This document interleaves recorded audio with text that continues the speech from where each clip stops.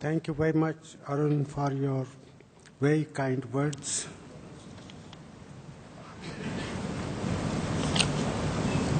Shri Arun Puri, Shri Prabhu Chawla, distinguished ladies and gentlemen,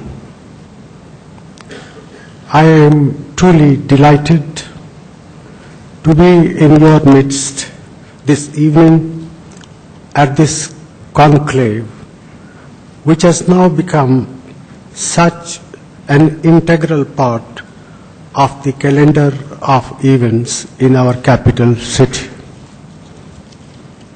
At the outset, I would like to congratulate you both for the original initiative behind the India Today conclave and for persevering with this event.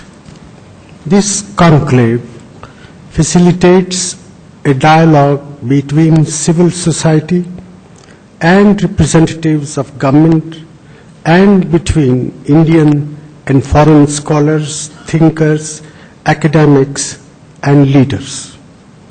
I welcome such opportunities because the real strength of our democracy lies in our ability to conduct such a dialogue on a continuing basis. The test of the vibrancy and resilience of a democracy is not just the ability to conduct elections and convene legislatures. It lies in a society's ability to communicate with itself and with the outside world through civilized modes of interaction. We are, like any real democracy, an argumentative society. The right to disagree and the freedom to debate are hallmarks of such societies. I therefore greatly value these opportunities where contending and contentious ideas can be considered calmly. I also congratulate the India Today group on its emergence as the world's window on India. However, I do believe that with your global reach, your organizations should increasingly seek to become India's window to the world as well.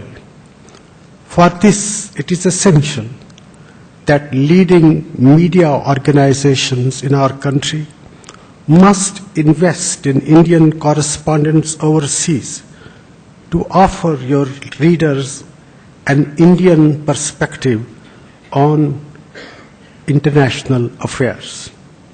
For India to be more meaningfully engaged with the world, we need an informed Indian view of world events and an Indian perspective on global trends. Ladies and gentlemen, in the 9 months that our government has been in office, I have frequently spoken about our agenda and priorities in office.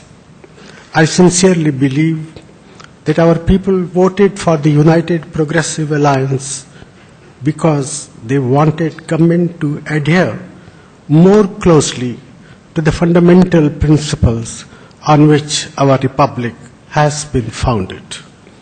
Our nation was built on the foundations of a deep and abiding commitment to the values of liberal social democracy, pluralism, secularism, multiculturalism, and the principles of equity, social justice, and the rule of law are the core values of our civilization and the bedrock of our republic.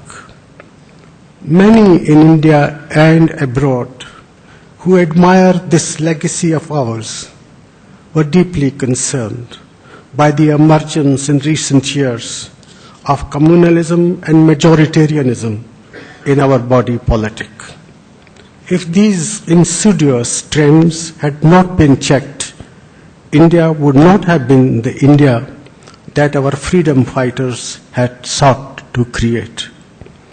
There are bound to be voices of intolerance and extremism at the margin of any free society, and a democracy must learn to deal with such fringe groups, albeit within the framework of the rule of law.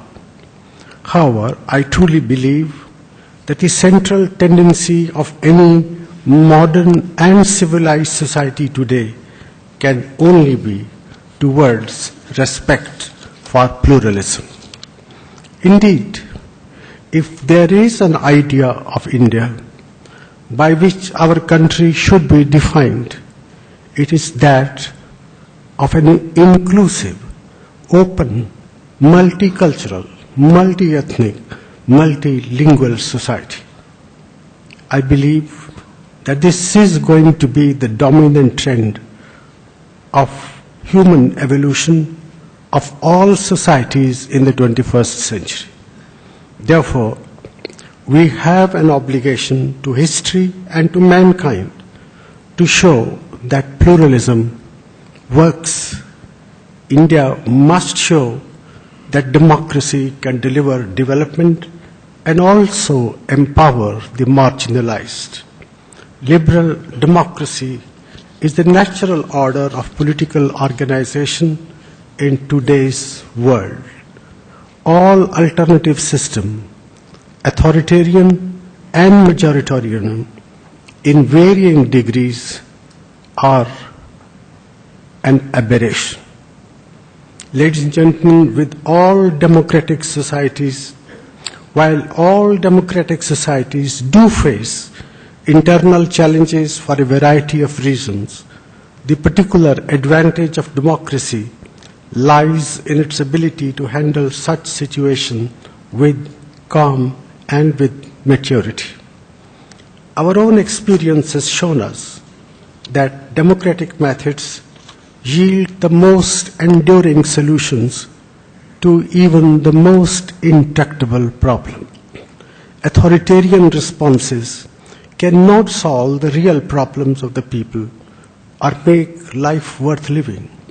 They merely contain the fallout, often for very limited periods of time, and with possible negative consequences that in the long run make the remedy worse than the disease itself. In this particular context of turbulence in our neighborhood, it is a matter of great pride for us to have received this week the distinguished president of the youngest democracy in our region. I refer to President Karzai of Afghanistan, who has shown great courage in sowing the seeds of democracy. We are confident that the friendly people of Afghanistan will soon reap the fruits of this political evolution in full measure. Ladies and gentlemen, if our commitment to remain an open society is one of the pillars of our nationhood, the other is our commitment to remain an open economy.